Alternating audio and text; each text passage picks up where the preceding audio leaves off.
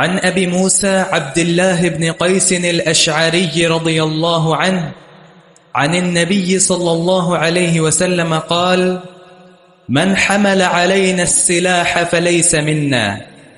ابو موسیٰ اشعری رضی اللہ تعالیٰ عنہ اس حدیث کے راوی ہیں، یمن کے صحابی تھے، اور ان کا تمیز یہ تھا کہ نبی علیہ السلام نے فرمایا تھا کہ لقد اعطی هذا مزمارا من مزامیر آل داود، کہ ابو موسیٰ اشعری کو اللہ تعالیٰ نے لحن داودی دیا ہے۔ جب یہ قرآن پڑھتے ہیں تو لگتا ہے کہ داود علیہ السلام اللہ کی وحی کی تلاوت کر رہے ہیں۔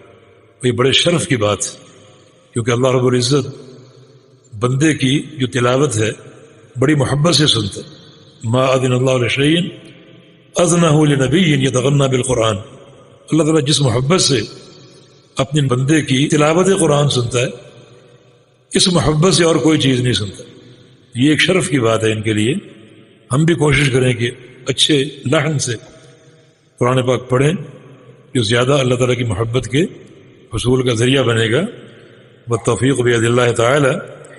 فرماتے ہیں کہ رسول اللہ صلی اللہ علیہ وسلم نے ارشاد فرمایا: من حمل علینا السلاح فلیس منا، جو شخص ہم پر ہتھیار اٹھائے وہ ہم میں سے نہیں، ہم پر ہتھیار اٹھائے وہ ہم میں سے نہیں۔ اس کی دو تفسیریں ہیں، ہو سکتی ہیں۔ ایک یہ کہ بطور بغاوت ہتھیار اٹھائے، اسلامی جماعت سے نکل جائے، ولی امر پر بغاوت اختیار کر لے اور تلوار نکال لے، فرمایا کہ وہ ہم میں سے نہیں۔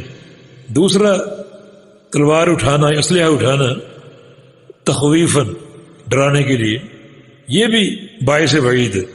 اس لیے حدیث میں آتا ہے کہ جب کوئی تم چھری وغیرہ یا کوئی تلوار اٹھا کر لے جاؤ تو اس کی دھار کو نیچے رکھو، دھار اوپر رکھو گے تو یہ بھی ایک خوف کا اور ہراس کا ذریعہ بن سکتا ہے۔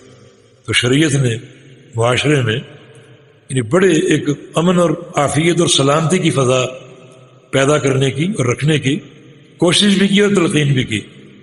جو پہلی شکل ہے جو ہم پر ہتھیار اٹھائے عذرو بغاوت، یہ ایک انتہائی بڑا جرم ہے جو ناقابل معافی ہے، اور اس کو دین سے خارج قرار دیا گیا ہے۔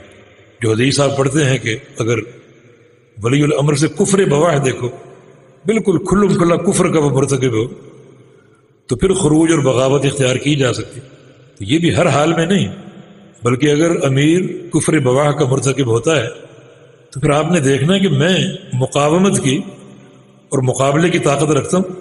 اگر طاقت نہیں رکھتے تو اس خروج کی کوئی ضرورت نہیں، وہ بھی معصیت ہوگی۔ اگر طاقت رکھتے ہیں تو پھر یہ سوچو کہ خروج اختیار کرنے میں مصلحت ہے یا مفسدہ ہے۔ ایسا تو نہیں کہ خون بہے، لوگ قتل ہوں۔ ایسی اصلاح جو لوگوں کی لاشوں پر قائم ہو، دین اس کا قائل نہیں۔ یہ ایسا اسلام کی تنفیذ جو اپنے مسلمانوں کی لاشوں پر ہو، دین اس کی اجازت نہیں تھا۔ والفتنہ تو اشد من القتل، یہ فتنہ جو ہے یہ قتل سے زیادہ سنگین گناہ ہے۔